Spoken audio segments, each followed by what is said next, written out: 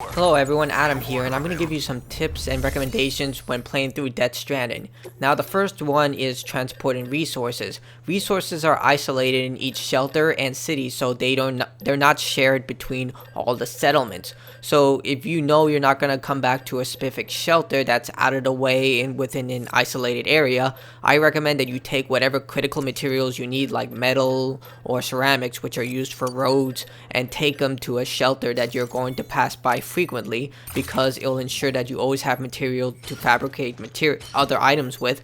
At the same time, you'll also have materials for structures and upgrades. So I'm going to take the items from the Elder and put them towards the distribution center, seeing that I'm going to pass by that much more frequently, and I don't have to worry about supplies if I do so.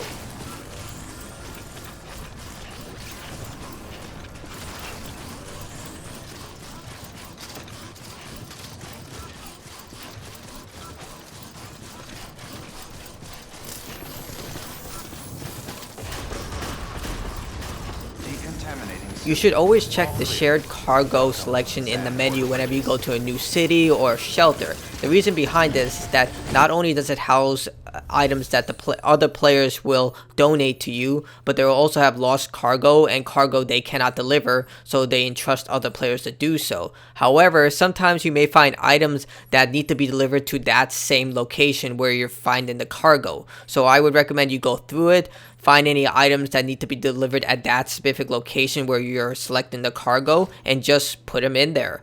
I did it right now in the distribution center, as you're going to see here, and it's essentially just free resources. So just check it frequently, and you may find some items that need to be delivered right there. You don't have to travel anywhere, and you get some free resources.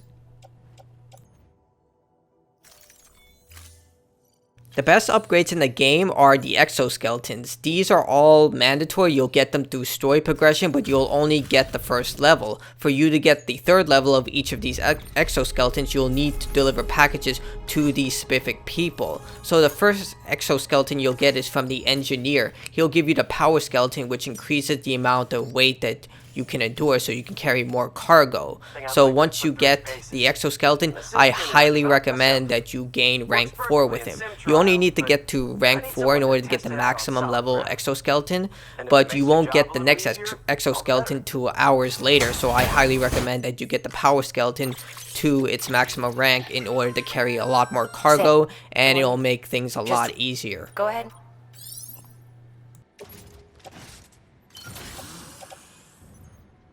The next exoskeleton you'll get is the speed exoskeleton from the junk trader. He'll give it to you after you do the BT mission, where you have to go to a specific area and get a bunch of junk components. So also do a lot of missions for him in order to get the level 3 speed exoskeleton. But personally, I found it to be worthless, as I always had a bike or truck nearby, but it's personal preference. Then when she sees what you're carrying, she'll want you to bring her here. You do right by me, I'll do right by you. Good work. New order available. Sam, the order's been posted. Take a look at the delivery terminal.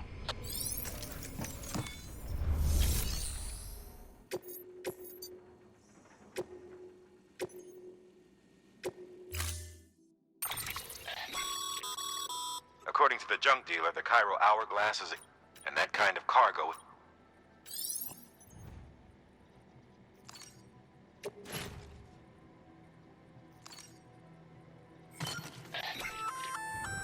That's a little something from the junk dealer. Sam, it's designed to augment muscle. There's even a boost function if you... To think he made talent like his.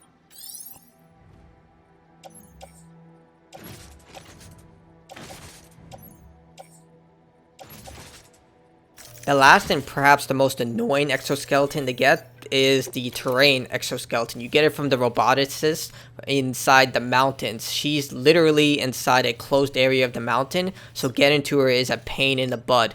I recommend that you do set up zip lines towards her base, towards her shelter, in order to upgrade the all-terrain exoskeleton, because you're going to be using it a lot when you get to her missions, since you're going to be on the mountain and you're going to be treading through lots of snow. So I highly recommend that you get the level 3 all-terrain skeleton, as it will be the most useful item you'll have in the entire game.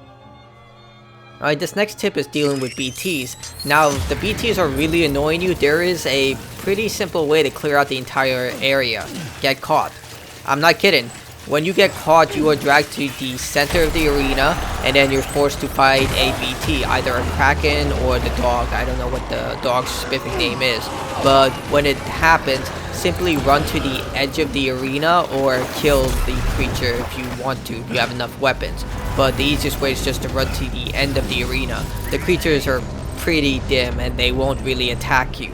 So just run to the edge, and once you do that, it will clear the entire area of BTs, so you can travel through the area no problem.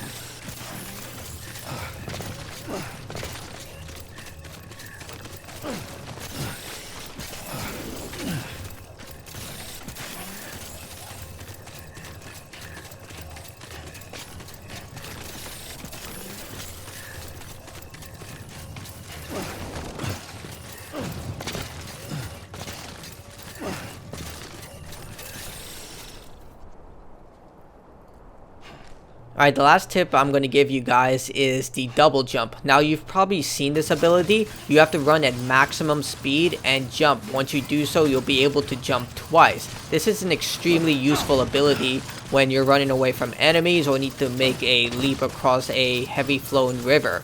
So mastering this skill is essential, especially if you want to play the game on harder difficulty or you want to make quicker premium deliveries. Like I stated, you need to be running at top speed, and once you do so, you'll be able to jump. But be aware that if you're using an exoskeleton, it will drain your battery quicker. It will also cause your boots to decay much faster.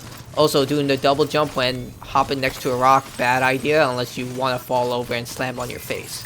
So those are my tips for Death Stranding. If you have any more tips, please share them in the comments below. After all, we're all porters here and we need to look out for one another when we're fighting against the BTs. Anyway, leave a like, check out my other Death Stranding videos, and I'll see you all next time. Stay awesome, everyone.